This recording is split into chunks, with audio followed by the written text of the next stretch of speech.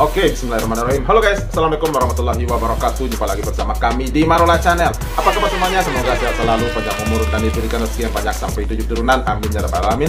Dan terima kasih banyak bagi yang telah mengklik video ini. Semoga kalian semuanya masuk surga. Amin ya rabbal alamin. Guys, wow, geger. Kapolri langsung emosi. 6 polisi positif narkoboy cuman dihukum sholat 5 waktu saja. Wow, luar biasa. Namun berita tersebut langsung dibantah oleh Kapolres Kalsel AKBP Jupri yang mengatakan itu cuma hukuman sementara. Namun 6 anggota polisi tersebut tengah menjalani pembinaan khusus setelah ditetapkan positif narkoboy. Sementara itu, Kapolda Kalsel juga angkat bicara dan memberi atensi khusus berkaitan dengan anggota polisi yang terlibat narkoboy. Jika perlu, pihaknya siap berkolaborasi dengan pemerintah setempat dan BNN Kalsel dalam menangani kasus narkoboy tersebut. Lalu, bagaimana tanggapan Kapolri Sigit soal anak buahnya yang terlibat narkoboy tersebut yang katanya cuma dihukum selama 5 waktu? Nah, seperti apa nih ya? Nah, penasaran seperti apa update-nya? Ini dia, let's go. Kapolres Hulu Sungai Tengah membantah informasi yang menyebut 6 anggota Polres Hulu Sungai Tengah positif hanya diberi sanksi untuk menjalankan sholat 5 waktu. Kapolres AKBP Jupri Tambubolon menegaskan langkah pembinaan rohani dengan sholat 5 waktu adalah upaya sementara sambil menunggu proses hukum yang diberikan kepada 6 anggotanya. Sebelumnya, sebuah rekaman video amatir menggambarkan anggota Polres Hulu Sungai Tengah sedang menjalani sanksi pembinaan sholat 5 waktu setelah terbukti tes urinnya positif. 6 anggota itu terjaring dalam inspeksi mendadak yang dilakukan usai mencuatnya kasus penyalahgunaan oleh seorang Babin Kamtibmas berinisial MI dari Polsek Limpasu. Oke guys, kita sama Pak Kapolda nih. Gimana Pak untuk polisi Hulu Sungai Selatan yang 6 orang itu Pak? Ada madihinnya kan buat mereka Pak?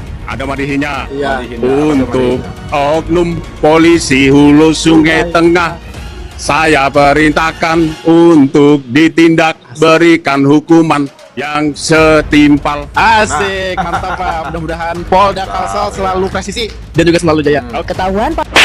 6 polisi di Kalsel dihukum sholat 5 waktu. Sebanyak 6 anggota Polres Hulu Sungai Tengah atau HST Kalimantan Selatan terbukti usai menjalani tes urin. Mereka tersebut terjaring dalam inspeksi mendadak yang dilakukan usai mencuatnya kasus penyalahgunaan oleh seorang Babin Kamtibmas berinisial MI dari Polsek Limpasu. 6 anggota polisi tersebut kini menjalani pembinaan khusus setelah positif. Hal itu disampaikan Kapolres HST AKBP Jupri JHP Tambubolon pada Sabtu 24 Mei 2025. Pembinaan khusus akan dilakukan selama 14 hari di bawah pengawasan Kapolres dan Wakapolres. Keenam polisi tersebut dikenai sanksi yang mencakup apel rutin, olahraga intensif, serta pembinaan rohani berupa sholat wajib 5 waktu di musola. Atas munculnya kasus ini, Polres Hulu Sungai Tengah akan lebih aktif melakukan tes urin terhadap personel untuk mencegah keterlibatan dalam penyalahgunaan. Sementara itu, dikutip dari Radar Banjarmasin, Kapolda Kalsel Irjen Rosyanto Yuda Hermawan memberikan atensi khusus terkait anggota polisi yang menggunakan atau terlibat dalam jaringan. Jika diperlukan, pihaknya siap berkolaborasi dengan pemerintah daerah, Provinsi Kalimantan Selatan dan Kabupaten HST serta BNN Kalimantan Selatan. Iya, betul guys. Sangat. Nah, berarti cuma sementara ya.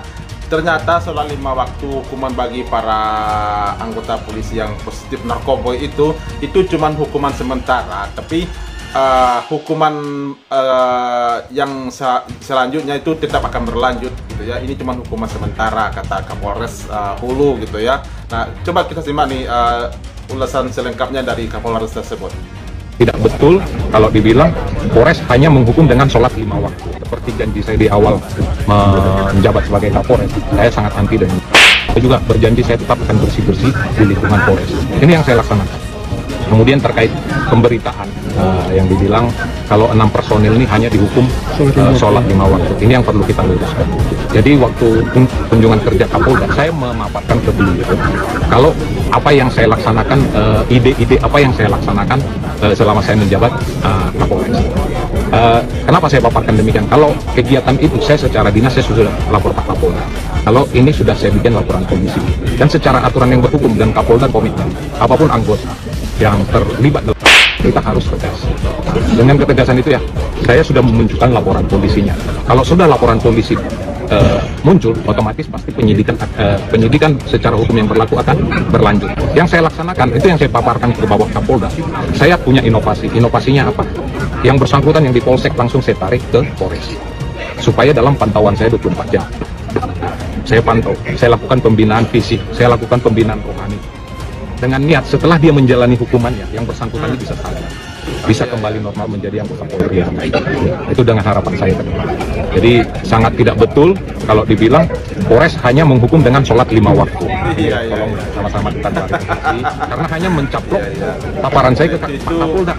Paparan saya yang saya paparkan ke Bapak Kapolda adalah Iya, ya berarti itu lucu ya jika benar-benar itu diterapkan, cuman di hukuman cuman diberi hukuman sholat 5 waktu saja. Ini benar-benar lucu ya. Ini akan lebih akan lebih mencoreng lagi nih citra hukum di negeri kita. Sementara jika orang lain, masyarakat yang terlibat narkoboy dihukum sedemikian rupa, tetapi jika polisi sendiri yang terlibat narkoboy malah dihukum selama 5 waktu. Ternyata itu cuman hoax gitu ya, nggak benar kata Kapolresnya tersebut. Oke guys, lanjut. Untuk meningkatkan kinerja Polres. Jadi saya paparkan, kalau proses yang itu saya secara kedinasan saya sudah lapor ke beliau, ke Pak Kapolda sejak dari awal tuh saya sudah melaporkan apa yang saya lakukan, pembuatan laporan polisi, pemeriksaan berita acara, itu sudah saya lakukan. Di luar kebiasaan atau aturan yang berlaku ini, ada inovasi saya. Saya lakukanlah pembinaan fisik dengan harapan seperti tadi yang bersangkutan bisa sadar. Dan saya pastikan loh, dia video call sama istrinya, dia minta maaf. Saya sudah salah. Saya suruh telepon orang tuanya, ibu yang melahirkannya. Karena kita manusiawi. Manusia ini, dia paling ini dengan kalau tidak ibu yang melahirkan, adalah dengan istri. Dapat turun dari gerbong. Ya, ini saya sudah sering sampaikan Mbak, bahwa ikan busuk mulai dari kepala. Ya, kalau tidak bisa kita perbaiki ya kita potong kepalanya kan begitu. Iya, potong kepalanya Pak. Jadi kan sekarang harus kita bahasa kita tidak usah terlalu banyak-banyak, yang melanggar langsung kita potong sudah begitu aja. Ya. Tapi artinya mana nih sekarang? Potong dari Pak Kapolri. Justru karena saya sayang terhadap hampir 430.000 anggota Polri dan 30.000 anggota PNS yang selama ini juga saya lihat mereka sudah bekerja mati-matian, karena saya kan sering melaksanakan kunjungan bagaimana mereka saya lihat di daerah-daerah terpencil itu, tapi mereka semangat. Jadi kalau hanya karena beberapa orang kemudian mereka menjadi rusak, ya saya lebih baik potong yang bikin rusak daripada 430.000 ini kemudian jadi ikut terbawa rusak kan begitu. Sikapnya menjadi lebih keras, siapapun yang nggak mau ikut ya minggir aja. Ya pilihannya tinggal mau ikut gerbong atau tidak. Kalau nggak mau ikut gerbong ya keluar gitu. Gitu aja. Iya, tapi walaupun Pak Kapolri mengatakan seperti itu, jika suatu ikan itu yang rusak ekornya, potong kepalanya gitu ya. Tapi nyatanya di lapangan itu masih banyak kok anggota-anggota Bapak yang bertindak di luar SOP gitu ya, menilang sesuka hati, menghukum sesuka hatinya gitu ya. Jadi yang katanya busuk ekor potong kepala itu mana buktinya Pak gitu. Seperti ini nih contohnya, sejumlah polisi di Jambi diduga palak sopir padahal yang lain sibuk di bawahnya melakukan pungli segala macam. Coba disimak lagi nih. Masa ya 3 mobil yang kena ya kan? Dari mana kau bang?